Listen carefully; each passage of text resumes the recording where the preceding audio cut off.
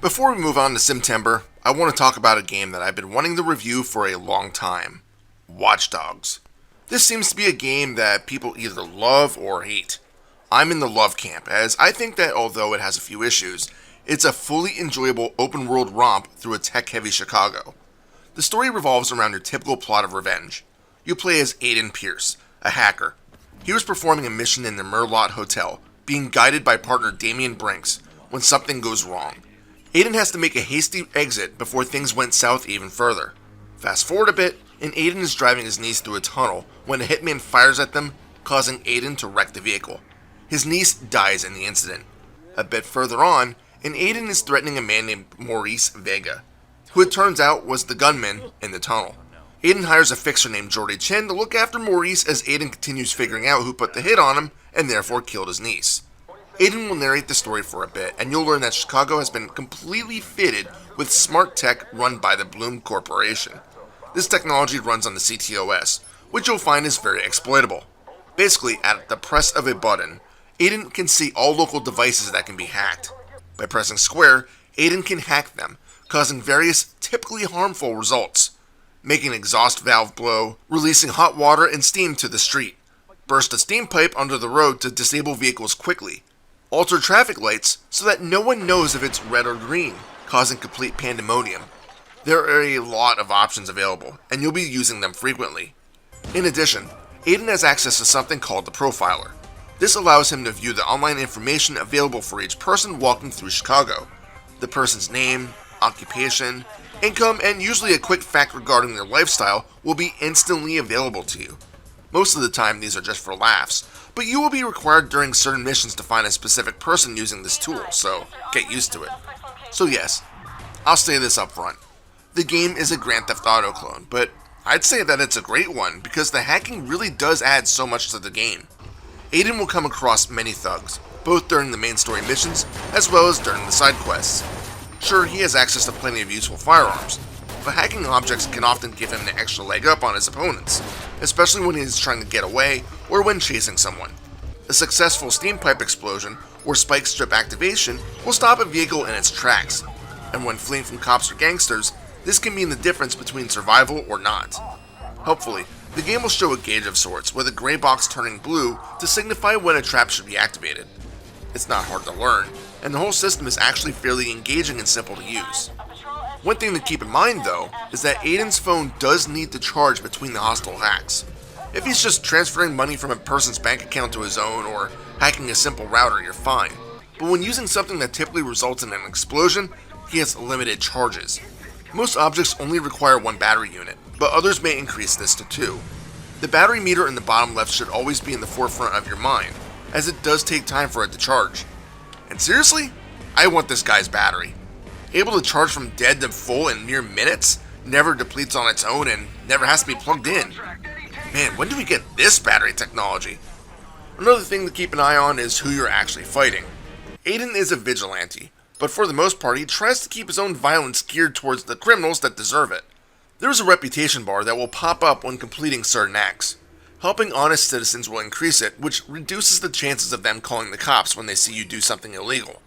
However, injuring cops and civilians will quickly lower this gauge. Sure, you can be a douche and kill everyone if you want, but it will make things a bit more difficult for you. While driving around in Chicago, you'll find that there is plenty to do when you don't want to mess around with the story stuff. Help random pedestrians when their wallet gets stolen, intrude on people's homes by hacking their routers and see what they're up to. This is especially fun, as you never know what you'll see. It makes you think, is this the stuff my neighbors could really be doing right now? You know what, I'd rather not think about that. But maybe instead, you'll want to find and scan massive QR codes by using the multitude of cameras around the city. Perform fixer missions, of which Aiden will attempt to stop a criminal convoy, eliminate a gang hideout, or even just race against the clock in various tasks that are meant to delay the cops towards some other event, or deliver high-end cars to prospective buyers. There are also other investigations that can be conducted, such as weapon smuggling and finding a serial killer, which simply amounts to finding a location, figuring out how to get inside, and scanning the item with your digital phone when prompted. With a lot of these investigations, once you finish them all, you are given one more final mission to conclude this story arc. It's a great way to flesh out the content of the game, although none of it is mandatory. But seriously, you should probably do some of this stuff. Watch Dogs features a standard XP system, in which a lot of the actions that you do are an experience, which is used to purchase skills on an upgrade screen. These are broken up into various categories, such as combat, driving, and hacking. The hacking path is extremely helpful as it allows for the activation of more hazards, but there's not a lot here that isn't useful in its own way.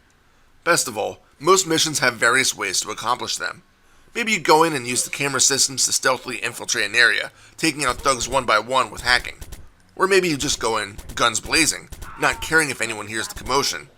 I love the choice given to you, although one of the final missions in which Aiden and his sister need to drive to a certain point without alerting law enforcement can be a bit frustrating due to them seemingly able to see your vehicle no matter how far away you think you are.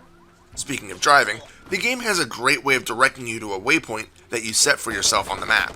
Arrows will appear on the street, allowing you to drive around towards your destination without having to keep your focus on a minimap. I love this system, I really do.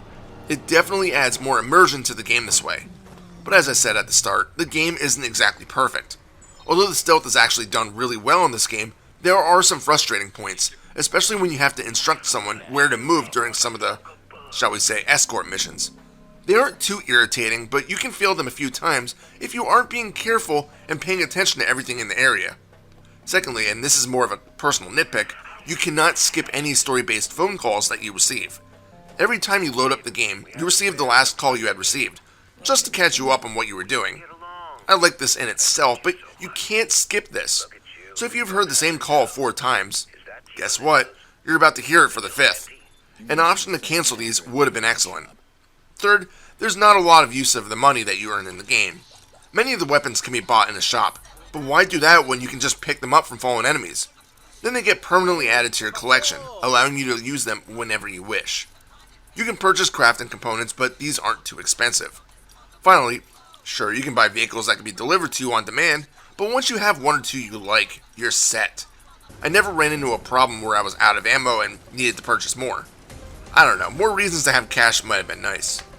And finally, the final boss fight is just a few QTE button presses. Ugh. But those are really such small complaints towards a game that overall is so much fun to play. Everything culminates in a frenetic drive to hack multiple CTOS boxes to introduce a virus into the system during the final missions. Your enemy, who you'll see coming a mile away, will get access to the same CTOS exploits that you received from the hacker group DedSec, and will attempt to stop you using the same hazards that you use. This results in complete chaos, and it's one of my favorite missions in an open world game ever. That's saying something. Overall, Watch Dogs is just a fantastic game, and I'll even issue out a hot take. I'd rather play this than GTA 5. I should really talk about my feelings about why that game disappointed me, but that's another video for another day. But being able to hack so many items in Chicago, with so much other stuff to do, keeps you quite busy for a while. And you might not have known this, but Watch Dogs was originally supposed to be the successor to Driver San Francisco, another game I absolutely loved playing.